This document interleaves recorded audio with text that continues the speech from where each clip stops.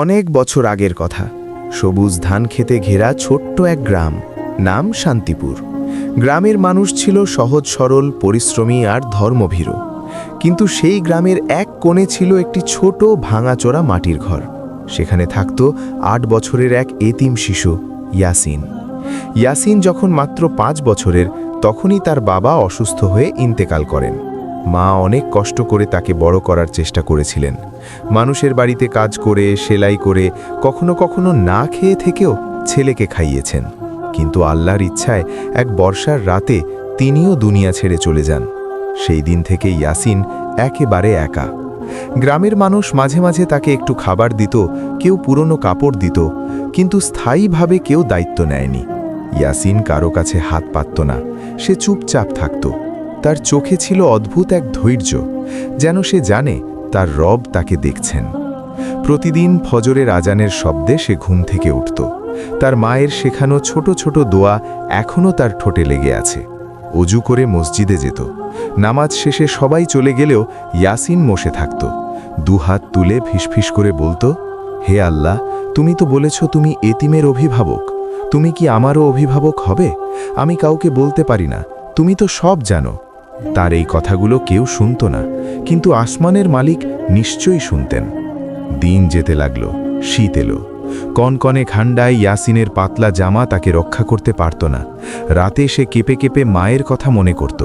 অনেক সময় তার চোখের পানি বালিশ ভিজিয়ে দিত।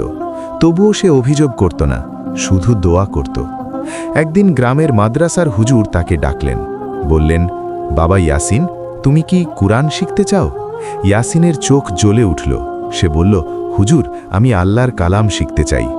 সেই দিন থেকে সে মাদ্রাসায় যাওয়া শুরু করল। দুপুরে সামান্য ভাত পেত, রাতে কখনো কিছু থাকত, কখনো থাকত না। কিন্তু তার মনে ছিল অদম্য ইচ্ছা, সে আল্লাহর প্রিয় বান্দা হতে চায়। এভাবেই কয়েক মাস কেটে গেল। এরই মধ্যে চলে এলো রমজান মাস। পুরো গ্রাম যেন নূরের আলোয় ভরে উঠল। ইফতারের সময় মসজিদে খেজুর, মুড়ি, ছোলা সাজানো থাকত। ইয়াসিনও সবার সাথে বসে ইফতার করত। কিন্তু তার মনে একটা কষ্ট ছিল। ঈদ সামনে, অথচ তার নতুন কাপড় নেই। ঈদের আগের রাতে চারদিকে আনন্দের আমেজ। বাচ্চারা নতুন জামা পরে ঘুরে বেড়াচ্ছে, আতশবাজির শব্দে আকাশ ঝলমল করছে। আর ইয়াসিন বসে আছে মসজিদের এক কোণে, তার চোখে পানি। সে সেজদায় পড়ে গেল, দীর্ঘ সেজদা।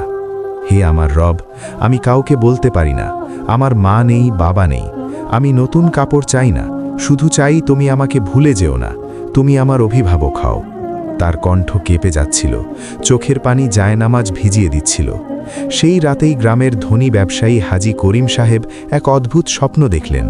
তিনি দেখলেন একটি শিশু অন্ধকার মসজিদে কাঁদছে, কেউ তার দিকে তাকাচ্ছে না। হঠাৎ আকাশ থেকে এক আলো নেমে এলো, আর একটি কণ্ঠ বলল, যে আমার বান্দার দায়িত্ব নেয়, আমি তার দায়িত্ব নেই। হাজি সাহেব ঘুম ভেঙে ঘেমে উঠলেন। ফজরের আগেই তিনি মসজিদের দিকে রওনা দিলেন। মসজিদে গিয়ে দেখলেন এক কোণে বসে আছে ইয়াসিন। তার চোখ লাল, যেন সারা রাত কেঁদেছে। হাজি সাহেবের বুক কেঁপে উঠল। তিনি এগিয়ে গিয়ে জিজ্ঞেস করলেন, বাবা, তোমার নাম কি? ইয়াসিন। ছোট্ট উত্তর। তোমার বাবা মা? নেই, বলেই মাথা নিচু করল সে। হাজি সাহেবের চোখ ভিজে গেল। তিনি ইয়াসিনকে বুকে জড়িয়ে নিলেন। সেই মুহূর্তে তার মনে হলো এই শিশুই হয়তো সেই স্বপ্নের শিশু। সেই দিনই তিনি ইয়াসিনকে নিজের বাড়িতে নিয়ে গেলেন, নতুন কাপড় কিনে দিলেন। ঈদের নামাজে তাকে নিজের পাশে দাঁড় করালেন। গ্রামবাসী অবাক হয়ে দেখল এক এতিম শিশু আজ সম্মানের জায়গায়। কিন্তু এখানেই শেষ নয়। হাজি সাহেব শুধু দয়া দেখিয়ে থেমে থাকলেন না। তিনি বললেন, আজ থেকে তুমি আমার সন্তান, পড়াশোনা করবে, মানুষ হবে। ইয়াসিনের জীবন বদলে গেল। সে ভালোভাবে পড়াশোনা করতে লাগল, কুরআন মুখস্থ করল, দিন রাত পরিশ্রম করল। তার চোখে ছিল কৃতজ্ঞতা, মনে ছিল আল্লাহর প্রতি অগাধ ভালোবাসা। বছর কেটে গেল। ইয়াসিন হাফেজ হল, তারপর আলেম। গ্রামের মানুষ এখন তাকে সম্মান করে মাওলানা ইয়াসিন বলে ডাকে। একদিন জুমার খুতবায় তিনি দাঁড়িয়ে বললেন, ভাইয়েরা, আমি একদিন এই মসজিদের কোণে বসে কেঁদেছিলাম। আমি কারো কাছে চাইনি, শুধু আল্লাহর কাছে চেয়েছিলাম। মানুষ যখন দরজা বন্ধ করে দেয়, আল্লাহ তখন আকাশের দরজা খুলে দেন। তাই কখনো হতাশ হবেন না। মসজিদের ভেতর নীরবতা নেমে এলো, অনেকের চোখে পানি। ইয়াসিন কখনো তার অতীত ভুলে যাননি। তিনি গ্রামের এতিম শিশুদের জন্য একটি মাদ্রাসা প্রতিষ্ঠা করলেন। তিনি বললেন, আমি একদিন এতিম ছিলাম, আজ আমি চাই কোনো এতিম যেন নিজেকে একা না ভাবে।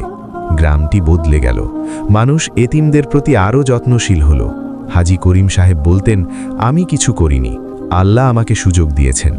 বন্ধুরা, এতিমের দোয়া কখনো অবহেলা করবেন না, তাদের চোখের পানি সরাসরি আরশে পৌঁছে যায়। আল্লাহর ওপর ভরসা রাখলে অসম্ভবও সম্ভব হয়। আমরা কেউ কারো উপকার করি না, আল্লাহ আমাদের দিয়ে করান।